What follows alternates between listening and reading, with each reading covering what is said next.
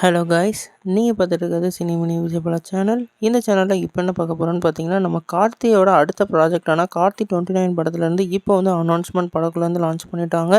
இந்த அனௌன்ஸ்மெண்ட் என்ன மாதிரி இம்பாக்ட் கிரியேட் பண்ணியிருக்குன்னு சொல்லிட்டு இந்த வீடியோ நம்ம டீட்டெயிலாக டிஸ்கஸ் பண்ணுவோம். அதுக்கு முன்னாடி நீங்கள் இந்த சேனலுக்கு புதுசாக வந்து அந்த சேனலை சப்ஸ்கிரைப் பண்ணி பெல் ஐக்கனோட கிளிக் பண்ணி வச்சுக்கோங்க. வாங்க நம்ம வீடியோக்குள்ளே போகலாம்.